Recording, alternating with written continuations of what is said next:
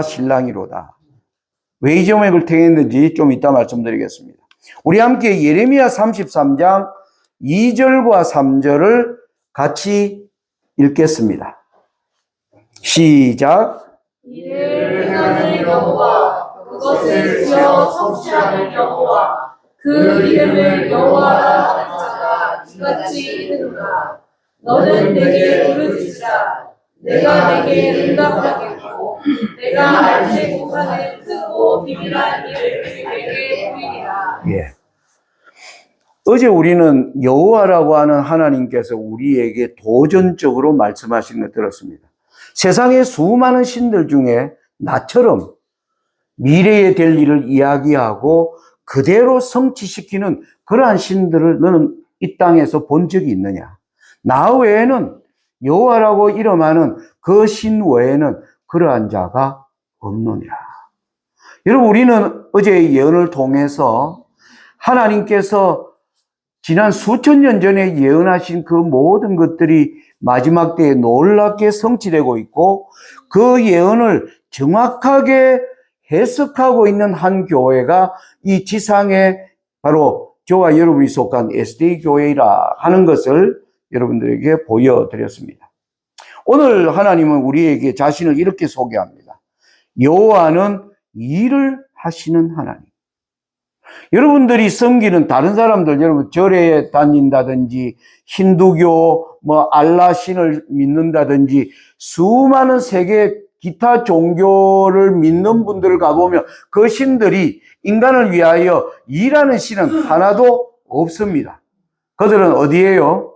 또 신전에 앉아서 백성들이 와서 뭐 하는 겁니까? 주는 그 정성을 받기만 하지 그들이 사람들을 위해서 무엇을 일하고 있는가에 대해서는 전혀 말해주지 않습니다.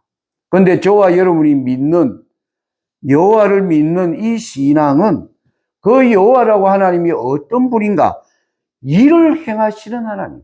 직접 그 일을 행하시고 그 일이 반드시 일을 행하시면 반드시 목적이 이루기까지 뭐 하는 겁니까? 그것을 성취하는 여호와.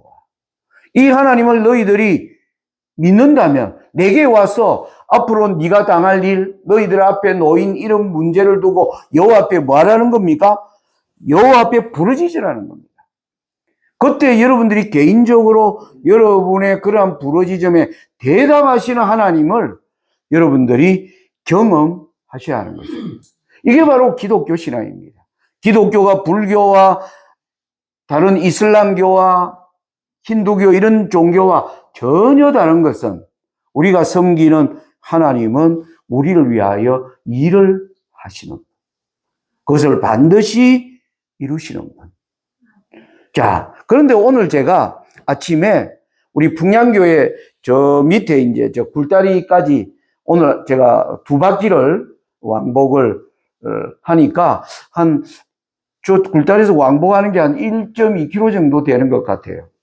거기 보니까 굴다리 앞에 이 현수막이 걸려 있었습니다. 여러분 잘 아시죠? 보라 신랑이로다 맞으러 나오라. 제가 올 5월 달에 몽골 울란바토르에서 예언 전도회를 몽골 사람들 대상으로 예언 전도회를 했어요. 그때도 제목이 보라 신랑이로다 맞으러 나오는데 그때 한 몽골 사람이 질문이 있습니다 하고 질문을 했어요. 아니 예수 재림을 전하는데 왜 신랑 얘기를 왜 하냐? 그런 질문이었습니다. 그러면서 하는 말이 세상은 다 망하고 막 난리인데 교회는 막 그냥 신랑이라고 짠치하는 게 이게 말이 맞냐? 이 좀 제목이 좀 이상하다. 이제 여러분 어떻게 그런 생각 드세요? 예수님 재림을 기다리는 사람들에게 뭐라고 얘기하는 겁니까? 성경은 보라 신랑이로다. 여러분 우리가 신랑 보려면 어디로 가야 됩니까? 예, 결혼식장에 가면 뭐 하는 겁니까? 화려한 장식들 그리고 아름다운 음악들 그리고 모든 뭐라 그럴까요? 잘 의복으로 잘 갖추어진 수많은 손님들. 여러분 재림의 세상이 그런 세상입니까? 네, 그런데 그 질문이 굉장히, 제가 받았을 때, 이거 굉장히 중요한 질문이다. 그래서 제가 그 뒤에 한국에 돌아와서, 보라 신랑이로다라는 의미가 뭔가를 좀 전해야 되겠다. 그래서 제가 사실 이번 전도에 이 제목을 넣었습니다. 오늘 그 주제로 좀 한번 말씀을 드리도록 하겠습니다. 자, 우리가 이 질문을 던집니다. 아까 드린 말씀. 예수님의 재림을 성경은 왜 보라 신랑이로다라고 말하는가 하는 것입니다. 여러분, 우리가 섬기는 여호와 하나님은 천지를 지으시는 바로 창조주로 일을 하시는 하나님이시고 일주일 동안에 모든 세상을 완전하게 만드신 하나님입니다. 오늘 우리가 서론에 얘기한 일을 행하시고 그것을 지어 성취하는 하나님. 그래서 우리가 창세기 1장을 보면 6일 동안 하나님이 천지를 다 이제 하늘, 땅, 바다 그리고 거기에 아름다운 것으로 다 채우시는 그 장면을 보고요. 2장으로 오면 두 가지 큰 이벤트가 나옵니다. 같이 한번 여러분 제가 한 절 읽고 여러분들이 한 절 읽고 그렇게 해보겠습니다. 천지와 만물이 다 이루니라. 하나님의 지으시던 일이 일곱째 날이 이를 때 마치니 그 지으시던 일이 다 하고 일곱째 날에 안식하시니라. 하나님이 일곱째 날을 복주사 거룩하게 하셨으니 이는 하나님이 그 창조하시며 만드시던 모든 일을 마치시고 이 날에 안식하셨음이더라. 여호와 하나님이 아담에게서 취하신 그 갈빗대로 여자를 만드시고 그를 아담에게로 이끌어 오시니. 예. 여러분 창세기 2장에 하나님이 천지와 만물을 다 지으시고요. 하나님께서 두 가지 제도를 세운 것을 보게 됩니다. 하나는 안식일을 하나님이 특별히 성별하십니다. 그리고 나서 아담을 위하여 여자를 창조하시고요. 그 여자와 아담을 뭡니까? 결혼시키는 그 내용이 창세기 2장에 나오는 하나님의 천지 창조에 가장 완성되기 위해서는 이 두 가지가 이루어져야 됩니다. 그래서 뭐냐 하면 안식일 제도와 결혼 제도가 하나님의 뜻한 바를 이루어야 하는 것입니다. 자, 그러면 이제 신랑이라고 하는 말은 우리에게 결혼, 혼인을 생각하게 하는데 우리가 방금 창세기 2장 22장만 읽었는데 24절까지 읽으면 이렇습니다. 여호와 하나님이 아담에게서 취하신 그 갈빗대로 여자를 만드시고 그를 아담에게로 이끌어 오시니 아담이 가로되 이는 내 뼈 중에 뼈요 살 중에 살이라. 이것을 남자에게서 취하였은즉 여자라 칭하리라 하니라. 이러므로 남자가 부모를 떠나 그 아내와 연합하여 둘이 한 몸을 이룰지니라. 여러분 이 말씀 잘 기억하시기 바랍니다. 자, 이 말씀을 토대로요. 에베소 5장에 보면 이런 말씀이 나옵니다. 같이 한번 읽겠습니다. 시작. 이러므로 사람이 부모를 떠나 그 아내와 합하여 그 둘이 한 육체가 될지니 이 비밀이 크도다. 내가 그리스도와 교회에 대하여 말한다. 예, 여기 창세기에서요. 아담과 하와를 결혼시킨 얘기를 이 에베소 5장 31절에 이 얘기를 하는 겁니다. 아담이 하와와 합하여 그 육체가 몸이 두 개인데 한 육체, 한 몸이 될지니 하면서 이 비밀이 크도다 하면서 뭐에 대하여 얘기하느냐 하면 내가 그리스도와 교회에 대하여 말하노라. 이렇게 얘기합니다. 이 표현은 이렇습니다.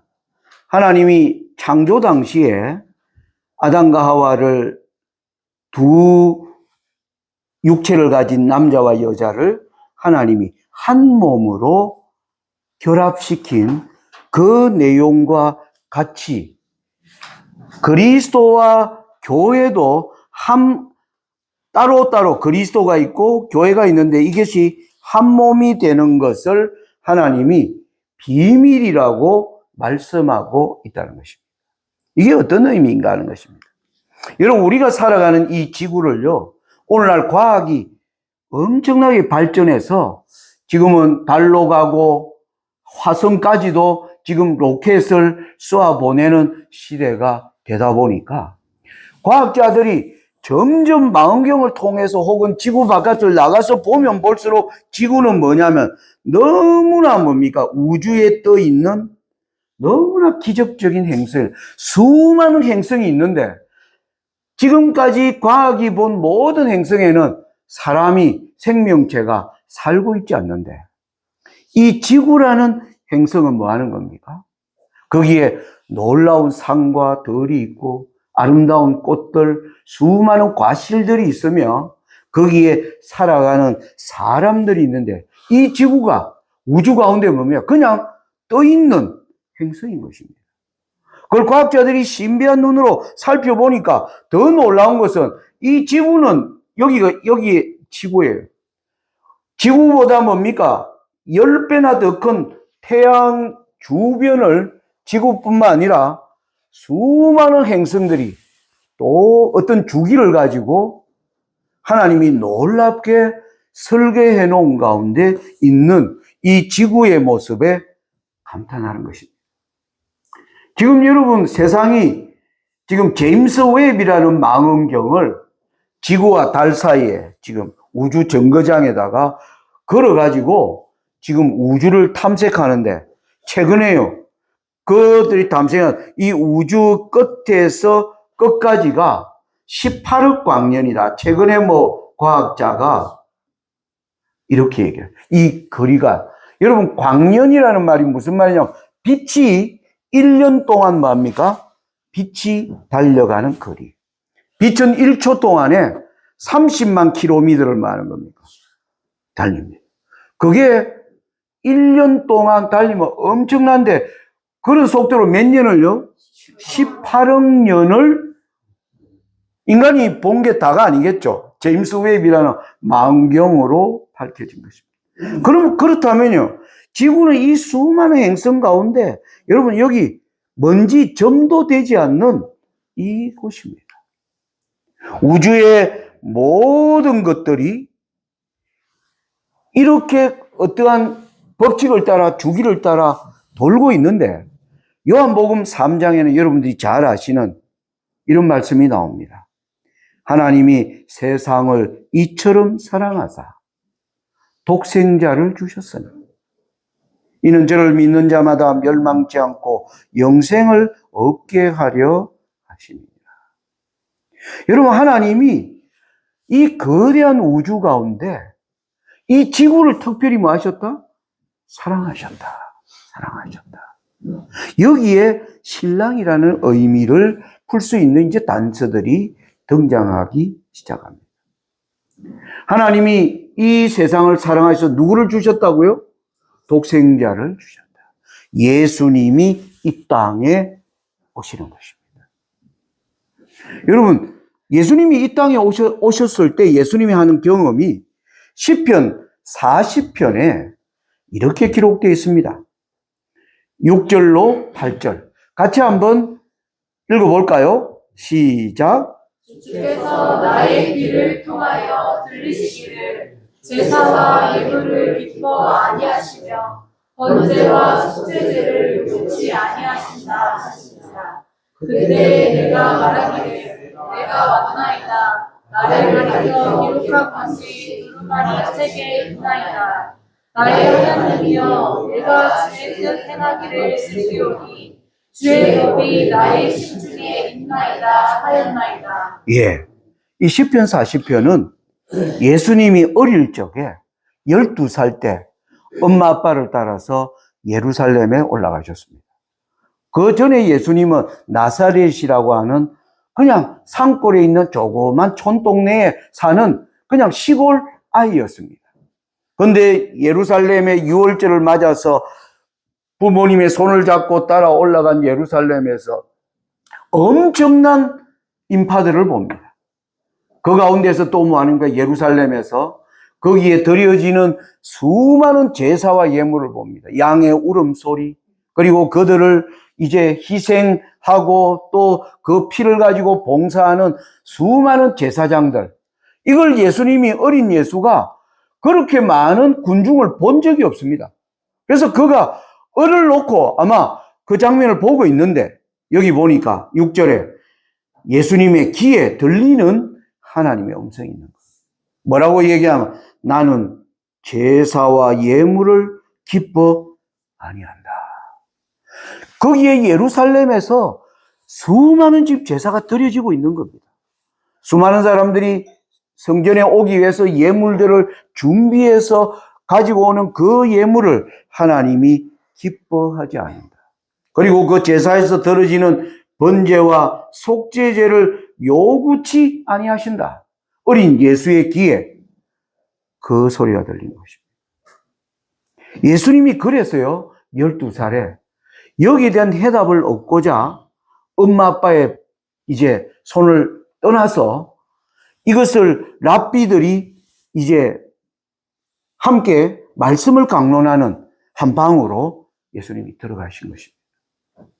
거기에서 예수님이 아시는 것이 뭐냐 하면, 이 모든 제사와 예물이 한 몸을 이야기하고 있다라는 것을 알게 됩니다. 수많이 드려지는 짐승, 예물, 이것은 한 분을 이야기하고 있다. 그것이 바로 자신이 왜 이 땅에 왔는지. 여러분 생각해 보세요. 어릴 때 예수님이 우리 시호처럼, 엄마가 아마 마리아가 그런 얘기를 했을 것입니다. 네가 태어날 때 동방 박사들이 왔었다. 너는 마국간에서 태어났지만은 놀라운 일들이 일어났다. 너로 인해서 베들레헴의 수많은 아기가 너를 죽이려고, 로마의 황제가 너를 죽이려고 하다가 아빠 엄마는 천사들의 도움으로 애굽으로 도망갔고, 그 대신에 많은 아기가 죽었다. 너가 할례를 받을 때 이 제사장, 안나 제사장, 이런 제사장들이 이런 말을 했다. 수많은 얘기를 어린 예수가 들었을 겁니다. 무슨 의미인지 잘 이해가 안 됐어요. 그런데 12살에 예루살렘에 가셨을 때 그 길을 통하여 하나님이 제사와 예물을 원치 아니하신다. 그러면 하나님은 뭘 원하시는가? 오늘 우리는요, 이 교회에 올 때 우리는 뭡니까? 수많은 헌금과 또 여러분들의 깨끗한 옷을 입고 모든 것을 통해서 오십니다. 그런데 하나님이 오늘날 예수님의 귀에 말씀하신 것처럼 나는 이것을 원하지 않는다. 그럼 뭘 원한다는 것인가? 어린 예수가 이게 중요한 질문이 되었습니다. 거기서 그는 알게 된 겁니다. 이 모든 것들이 한 사람을 가리킨다는 것. 그래서 예수님이 이렇게 말합니다. 7절에 그때에 내가 말하기를 내가 왔나이다. 나를 가리켜 기록한 것이 두루마리 책에 있나이다.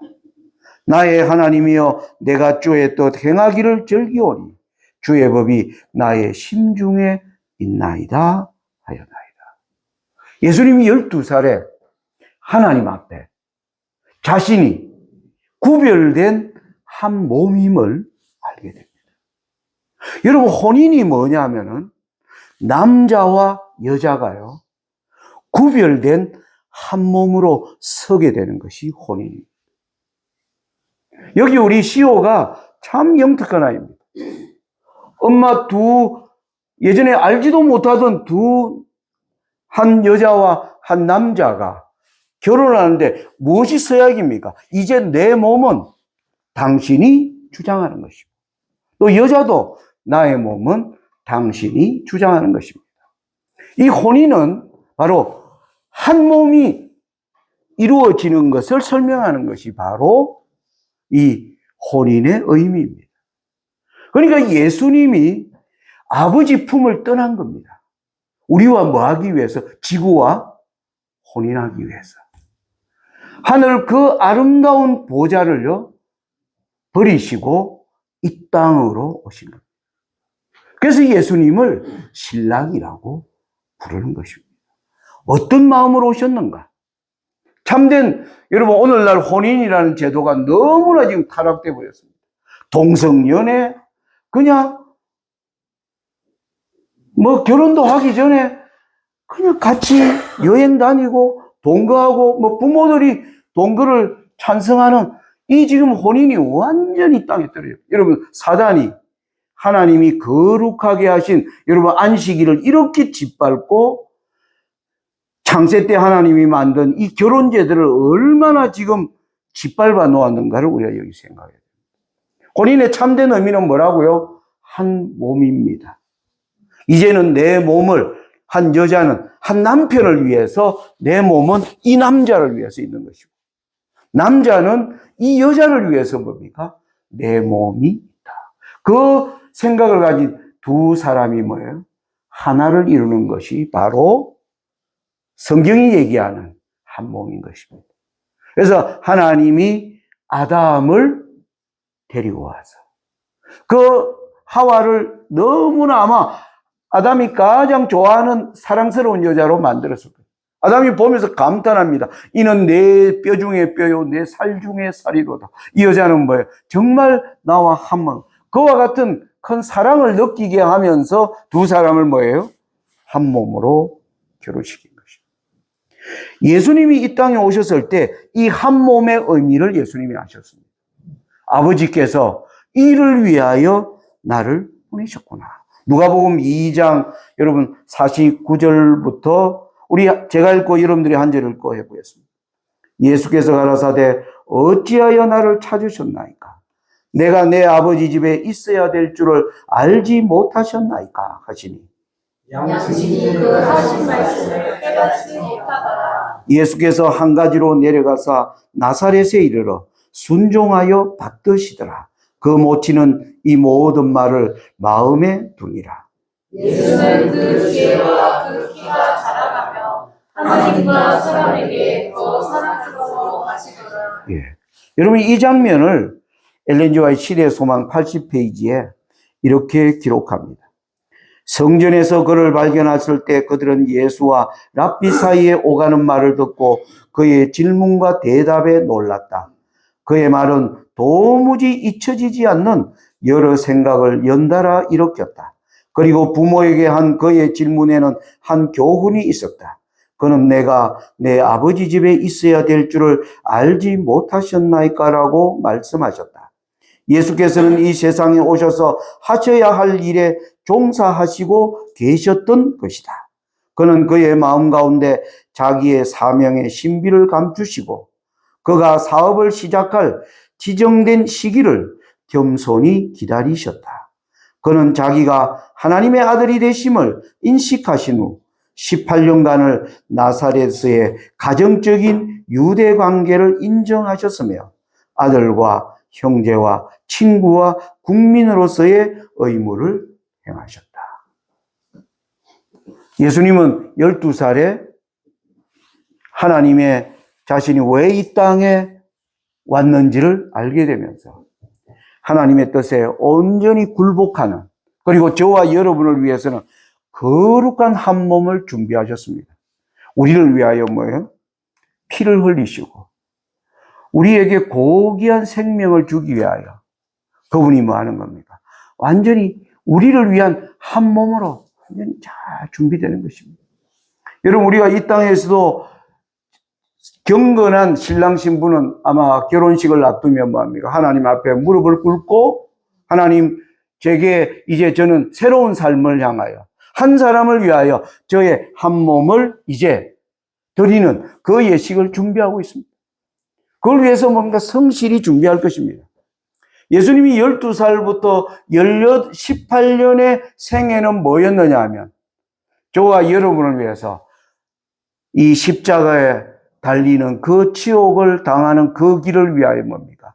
자신의 몸을 아주 거룩하게 만들어가는 그 길을 걸어가신 분이 바로 우리의 주님인 것입니다.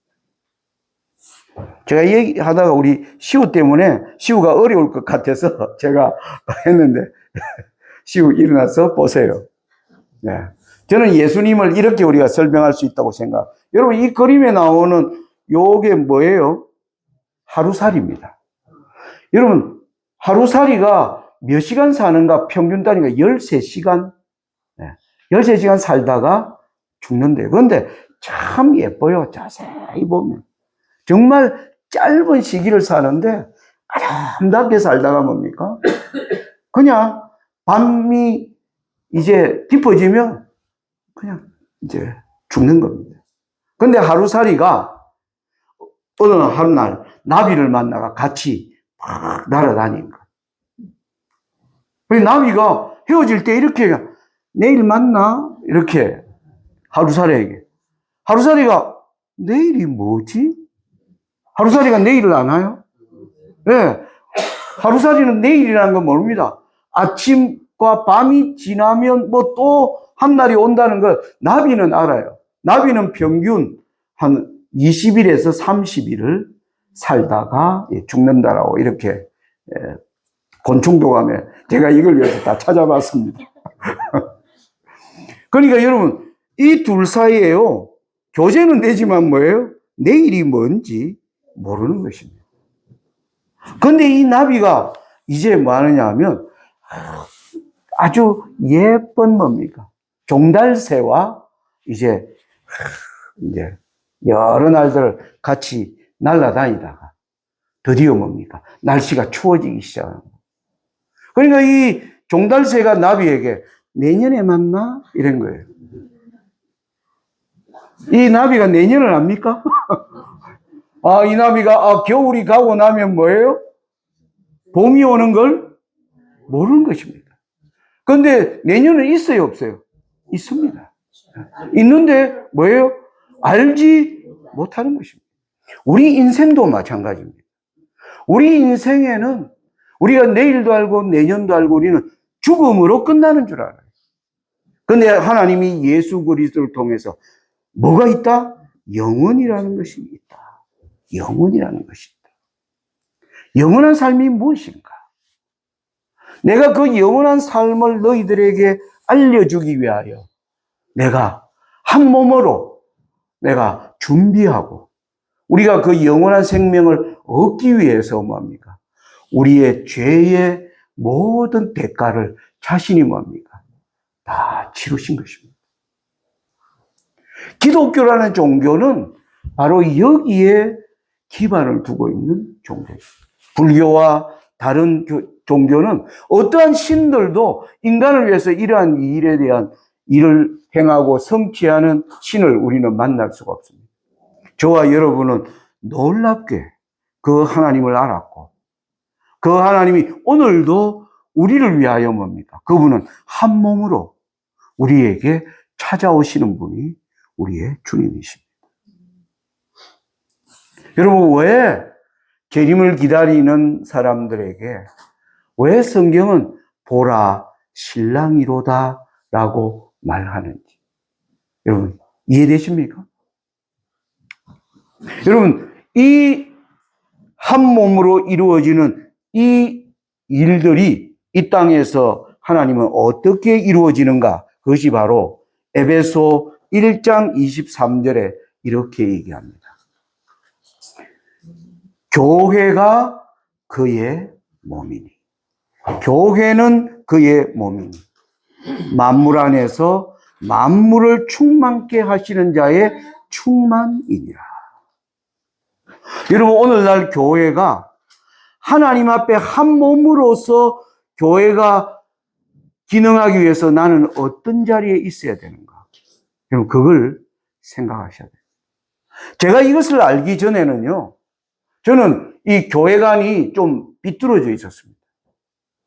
교회가 거기서 일하는 목회자나 거기서 일하는 장로들을 딱 보면서 저 교회가 제대로 된 교회인지 아닌지 내가 다닐 교회인지 떠날 교회인지 그게 제 판단 기준이었습니다. 그런데 교회가 예수님의 몸이라.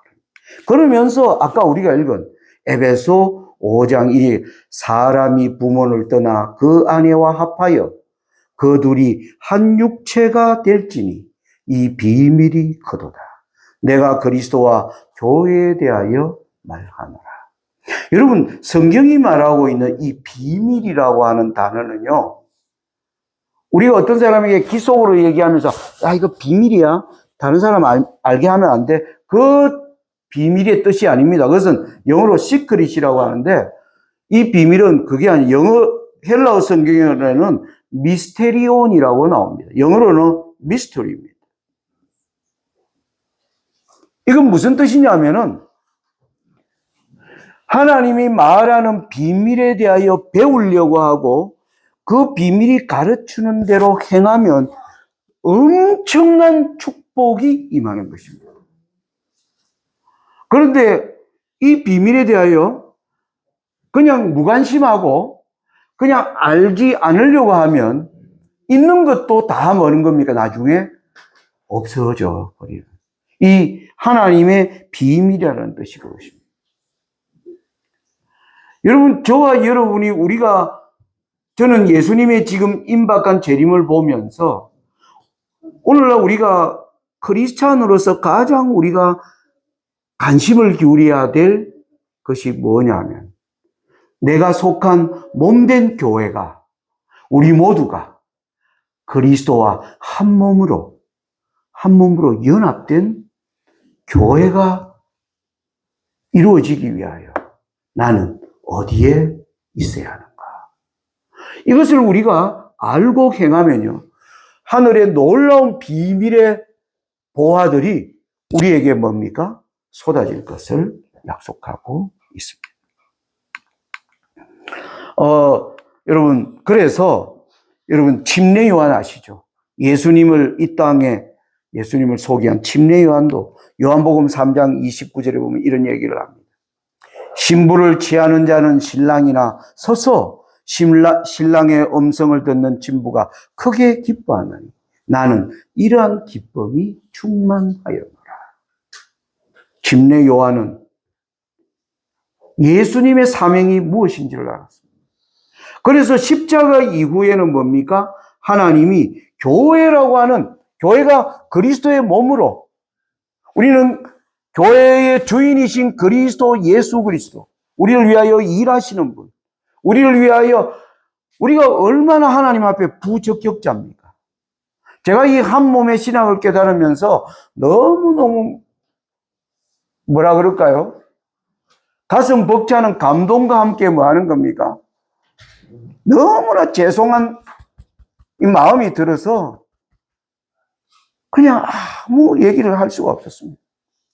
우리가 하나님 앞에 얼마나 연약한 사람들인가, 얼마나 잘 변하는 사람들인가, 우리를 위하여 한결같이 그 길을 걸어오신 그 예수님 앞에서 나는 어떤 사람인가를 생각하면 너무너무 부끄러운 것입니다. 그런데 하나님이 교회에 이 예수님과 한 몸이 되는 이 놀라운 것을 깨닫고 교회가 이를 위하여 준비한다면 하나님의 놀라운 비밀의 보물들이 어디를 통하여요? 교회를 통하여 흘러들어오더라.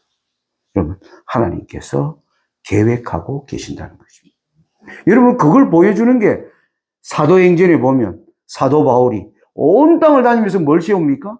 교회를 세우고, 그 당시에 교회가 세워질 때마다 성령이 부어지고 영혼들이 들어오고, 그리고 또 사단의 뭡니까? 공격이 치열하게 뭐 하는 겁니까? 전쟁하는 가운데서 한 몸으로 지켜내는, 그것이 요한계시록의 계시록 두 여자가 나오는 겁니다. 하늘에 큰 이적이 보이니 해를 입은 한 여자, 진리로 완전히 깨끗하게 준비되어 있는 교회. 그리고 또 하나는 내가 보니 여자가 붉은빛 짐승을 탔는데 싸나운 정치를 업고 세상을 망하게 하는 엄녀의 타락한 교회의 모습을 보여주시는 것입니다. 여러분, 우리는 이 교회의 모든 주범이 누구인지 알고 있습니다. 여러분, 천주교 이 교황들이 동성애 범죄와 부당하다, 예? 이런 얘기를 하는 것입니다. 동성애를 뭐 하는 겁니까? 받아들여라. 하나님의 혼인제도를 얼마나 그들이 바로 허물고 있는가를 보여주고 있습니다. 그들이 예배하는 이곳에 뭡니까? 이 그림들, 정말 더럽고 가증한 것들이 다 모여 있습니다. 그들의 교회는 어디에 기반되어 있습니까? 베드로의, 여러분, 이 건축물 바로 밑에가 베드로의 무덤이 있습니다. 이 건축물들을 여러분 자세히 보면 이 전부 뱀과 용의 몸뚱아리로 치장되어 있는 여기에 그들이 뭐 하는 겁니까? 베드로를 높입니다. 마태복음 16장을 잘못 적용하고 있는 겁니다. 여러분 마태복음 16장 13절부터 보면 이런 얘기가 나오죠. 예수께서 가이사랴 빌립보 지방에 이르러 제자들에게 물어 가라사대 사람들이 인자를 누구라 하느냐? 시몬 베드로가 대답하여 가로되 주는 그리스도시요 살아계신 하나님의 아들이시니이다. 예수께서 대답하여 가라사대 바요나 시몬아 너가 복이 있도다. 이를 너에게 알게 하니는 혈육이 아니요 하늘에 계신 내 아버지시니라. 또 내가 너에게 이르노니 너는 베드로라. 내가 이 반석 위에 내 교회를 세우리니 음부의 권세가 이기지 못하리라. 내가 천국 열쇠를 너에게 주리니 너가 땅에서 무엇이든지 매면 하늘에서도 매일 것이요 너가 땅에서 무엇이든지 풀면 하늘에서도 풀리리라. 여러분 이 말씀을 그들은 주장하면서 봐라 베드로 위에 교회를 세우지 않았느냐. 그래서 그들은 베드로의 무덤을 이렇게 장식을 해놓고 거기 가서 뭡니까? 비는 것이 매일의 그들의 하루 기도를 여기에서 시작하고 있습니다. 여러분 교회는 베드로 위에 세워진 게 아니라 어디에 세워진 겁니까? 베드로의 믿음, 베드로의 간정 위에 세워진 겁니다. 주는 그리스도시요. 하나님만이 우리를 위하여 뭡니까? 하나님만이 우리를 위한 구세주시며 당신의 거룩한 몸에 참여하는 것이 바로 우리의 마땅한 본분이다. 이 고백 위에 세워졌지 베드로 위에 세워진 것이 아닙니다. 그래서 하나님이 이런 염려가 있기 때문에 마태복음 16장 21절에 보면 이 말씀이 나옵니다. 같이 한번 읽어볼까요? 21절 시작. 이때로부터 예수 그리스도께서 자기가 예루살렘에 올라가 장로들과 대제사장들과 서기관들에게 많은 고난을 받고 죽임을 당하고 제3일에 살아나야 할 것을 제자들에게 비로소 가르치시니 베드로가 예수를 붙들고 권하여 가로되 주여 그리 마옵소서 이 일이 결코 주에게 미치지 아니하리이다. 예수께서 돌이키며 베드로에게 이르시되 사단아 내 뒤로 물러가라. 너는 나를 넘어지게 하는 자니라. 내가 하나님의 일을 생각하지 아니하고 도리어 사람의 일을 생각하는도다. 예, 하나님은 이 베드로를 섬길 사람,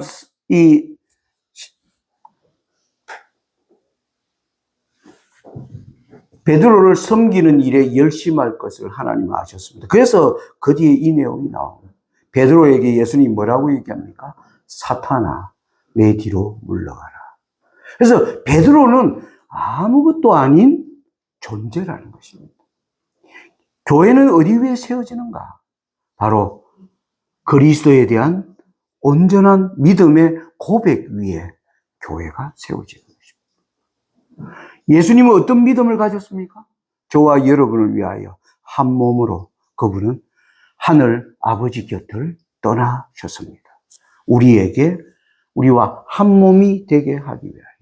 이 예수님의 이 사역에 그 믿음의 고백이 바로 교회의 기둥이 되는 것을 우리가 알아야 합니다. 여러분 이들이 기도하고 하는 것은 여러분 마리아에게 숭배하고 천국 열쇠를 준다 하니까 뭡니까? 바티칸을 지금 천국 열쇠 고리처럼 만들어 놓고 여러분 이런 세상 가운데 하나님께서 1844년 이후에 여러분 바로 SDA 교회를 여러 교회들이 핍박과 고난을 통해서 교회들이 생겨났습니다. 그런데 교회들이 뭐 하는 겁니까? 사단의 끊임없는 공격에 교회가 타락과 침체를 계속 반복하는 가운데 하나님이 1844년에 에스데이 교회를 세우신 것입니다. 이 에스데이 교회에 대하여 이렇게 얘기합니다. 그리스도께서는 신랑을 기다리는 무리를 내려다보시면서 제자들에게 열처녀의 이야기를 말씀하셨는데 그들의 경험을 예로 들어 당신의 재림 바로 직전에 있을 무엇의 경험요? 교회의 경험을 설명하셨다. 우리는 신랑이 올 때 그 등불을 밝히기 위하여 준비되어 있었습니다. 누가복음 12장에 보면 이렇게 나옵니다. 허리에 띠를 띠고 등불을 켜고 서 있으라. 너는 마치 그 주인이 혼인 집에서 돌아와 문을 두드리면 곧 열어주려고 기다리는 사람과 같이 되라. 여러분, 우리가 영원한 생명을 얻어 하늘로 올라가면요, 하늘 37절에 이렇게 얘기합니다. 주인이 와서 깨어 있는 것을 보면 그 종들은 복이 있으리로다. 내가 진실로 너희에게 이르노니 주인이 띠를 띠고 그 종들을 자리에 앉히고 나와 수종하리라. 우리가 천국에 갔는데요, 우리의 주님이신 예수님이 앉아 계시는 것이 아니라 우리를 자리에 앉히시고, 그분이 뭐 하는 겁니까? 수건을 툭 들고 우리에게 뭐 하는 겁니까? 서비스를 하시는, 얼마나 우리를 기쁘게 보시면 하나님이 우리를 그렇게 대우하시는가. 우리는 바로 왕 같은 족속, 예수님과 같은 족속이 되는 것입니다. 우리는 전혀 그분과 전혀 상관없는 죄 가운데 있는 사람이었는데 그리스도가 우리를 위하여 한 몸으로 오신 것처럼 우리도 그리스도를 위하여 준비된 한 몸으로 나아갈 때 우리는 그리스도와 같은 족속, 너희는 왕 같은 족속이요 대제사장이라. 여러분, 이 놀라운 영광이 우리에게 약속되어 있습니다. 제가 이 사실을 알면서 참 많은 생각을 하게 됩니다. 지금 우리는 바로 이 예수님의 최종 목표, 드디어 준비된 새 예루살렘과 결혼하는 것이 하나님의 이 마지막 사업에 완전 피날레를 장식하는 일입니다. 여기 대쟁투 427페이지에 보면 신랑이 오는 것은 혼인보다 먼저 있는 일임을 알려줍니다. 드디어 한 몸으로 결합하기 위한 이벤트가 일어난다는 걸 알리기 위해서 뭐가 왔다? 신랑이 먼저 왔다는 겁니다. 그런데 신랑이 1844년에 오셨는데 지금 우리는 아직 신랑이 혼인을 하는데 우리가 교회가 뭐 하는 겁니까? 한 몸으로 제대로 준비가 되어 있지 못한 것입니다. 여러분, 우리의 이 지난 잘못과 수치를 우리가 고백해야 합니다. 우리가 얼마나 게으르게 살아왔는가. 여러분, 이 위에 우리는 다시 출발해야 합니다. 그래서 계시록 19장에는 드디어 이 교회가 준비될 때 19장 2절에 그의 심판은 참되고 의로운지라. 음행으로 땅을 더럽게 한 큰 음녀, 어제 세상을 망하게 하는 그 모든 것들을 하나님이 다 심판하시고 이제 여기 빨간 글씨로 되어 있는 할렐루야 주 우리 하나님 곧 전능하신 이가 통치하시도다. 우리가 즐거워하고 크게 기뻐하여 그에게 영광을 돌리세. 어린 양의 혼인 기약이 이르렀고 드디어 그 아내가 한 몸으로 준비된 신랑 앞에 한 몸으로 준비된 신부가 등장하는 것입니다. 그래서 이 신부가 무슨 옷을 입고 있는가? 8절에 그에게 허락하사 빛나고 깨끗한 세마포를 입게 하셨은즉 이 세마포는 성도들의 옳은 행실이로다. 저와 여러분이 세상에 지금 일어나는 이 예언 앞에서 우리가 이 하늘이 주는 이 계시 앞에 여러분 매 순간 생각하시면서 서게 되시기를 간절히 바랍니다. 예수 재림교회는 하늘 거룩한 곳에 이루어지는 한 백성을 준비시키는 그 한 백성은 뭡니까? 바로 예수님 앞에 드려진 한 몸입니다. 예수님이 나를 위하여 한 몸을 예비하셨도다. 여러분들이 하나님 앞에 그리스도의 사랑에 깊이 감동할 때요, 여러분도 하나님 앞에 이제 저의 삶은 제 생명이 아닙니다. 제 생명은 그리스도의 것이고 저의 모든 것은 하나님의 것입니다. 이 고백이 나오는 것입니다. 여러분, 이러한 모든 진리를요, SDA 교회는 가지고 있습니다. 여러분, 여기 나오는 이 사진이 뭡니까? SDA 교회 주석입니다. 교회 주석. 여러분, 세상에 여러분 장로교 이래 가보면요, 성경 전체를 이래 주석으로 만들어 놓은 교회가 없습니다. SDA만이 유일합니다. 왜요? SDA는 말씀에 있어서 빛을 가지고 있기 때문입니다. 그런데 빛을 가지고 있는 교회가 지금 어떤 모습인가 하는 것입니다. 말씀을 연구하지 않는 교회가 되어버린 겁니다. 일하지 않는 교회가 되어버린 것입니다. 그러니까 예수님이 이 신랑으로 오신 한 몸으로 준비되신 분이 아직 한 몸으로 준비된 아내를 만나지 못하는 지경에 놓이게 된 것입니다. 여기서 저와 여러분이 생각해야 되는 중요한 지점이 있는 것입니다. 여러분, 우리는 이 미국과 교환권이 만들어가는 이 세계가 얼마나 지금 흉악한 세상인지를 우리가 이제 나와서 이 말씀을 경험하면서 그 말씀을 외칠 자격을 하나님은 우리에게 지금 다시 부여하고 계십니다. 여러분, 우리가 여호수아서 올 마지막 기회에 여호수아서를 배우는 게 뭡니까? 출애굽기와 여호수아서의 차이는 뭡니까? 출애굽기에는 그들의 불순종으로 말미암아 하나님의 일이 계속 지체되는 가운데 있다가 여호수아서에서는 드디어 백성들이 지난날의 수치를 뭐하고 깨닫고 여호와의 법궤를 메고 요단강을 건너 할례를 받고 이제 뭐 하는 겁니까? 여리고성을 무너뜨리는 그 사역이 바로 지금 우리가 배우는 여호수아의 역. 지금 하나님이 바로 이 때를 위하여 우리에게 예언을 보여주고 계시는 것입니다. 저는 오늘 말씀 마치면서 여러분 전도서 3장 1절로 10절의 내용을 여러분 여기 제가 한 절 읽고 여러분들이 한 절 읽고 그렇게 해보겠습니다. 잘 아시는 내용입니다. 천하의 범사가 기한이 있고 모든 목적이 이룰 때가 있나니 날 때가 있고 죽을 때가 있으며 심을 때가 있고 심은 것을 뽑을 때가 있으며 죽일 때가 있고 치료시킬 때가 있으며 울 때가 있고 웃을 때가 있으며 슬퍼할 때가 있고 춤출 때가 있으며 찾을 때가 있고 잃을 때가 있으며 지킬 때가 있고 버릴 때가 있으며 장전할 때가 있고 말할 때가 있으며 전쟁할 때가 있고 평화할 때가 있느니라.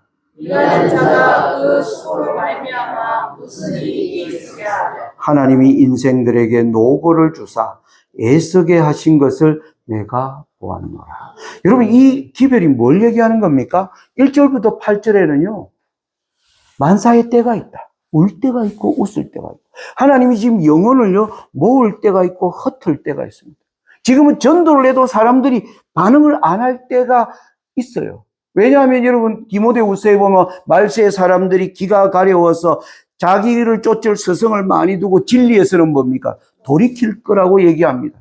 그런데 여러분 스가랴 8장에 보면 마지막 때 여호와의 말씀에 그들이 하나님의 말씀을 듣는 백성들의 옷자락을 10사람이 잡고 뭐 하는 겁니까? 당신이 가는 곳에 나도 가겠노라. 그런 때가 올 것입니다. 그래서 그 때를 위하여 지금 뭐 하라는 겁니까? 일하라는 것입니다. 수확이 없더라도 뭐 씨를 뿌리라는 것입니다. 이게 9절에서 얘기하는 겁니다. 일하는 자가 그 수고로 말미암아 무슨 이익이, 우리가 지금 수고해도 아무런 이익이 없는 것 같습니다. 헛고생하는 것 같아요. 정말 그런 것 같아요. 그런데 하나님의 이 인생들의 노고를 주사 애쓰게 하시는 것이 하나님의 뜻입니다. 그렇게 한 자가 드디어 뭡니까? 자기의 수고의 열매를 하나님이 거두시는 것을 볼 때 그 기쁨이 얼마나 충만할 것인가. 여러분, 이를 위해서 여러분 하나님의 거룩한 이 하나됨의 신학에 여러분들이 묵상하시면서 여러분들도 하나님 앞에 드리진 한 몸으로, 여러분 모두가 한 몸으로, 드디어 그리스도와 온전히 교회, 풍량교회 전체가 한 몸으로 될 때 하나님 이 교회에 약속된 늦은 비를 충만히 부어 주실 것입니다. 저는 이제 예레미야 3장 24절 같이 읽고 오늘 말씀 마치겠습니다. 시작. 나 여호와의 지도는 내 마음에 뜻한 말을 행하여 이르기까지는 쉬지 아니하나니 너희가 만일에 그것을 깨달으리라. 하나님은 이 일이 끝날 때까지 나는 뭐 하지 않겠다? 네, 쉬지 않겠다. 그 하나님 의지하고 전진하는 우리 모두가 되시기를 간절히 바랍니다.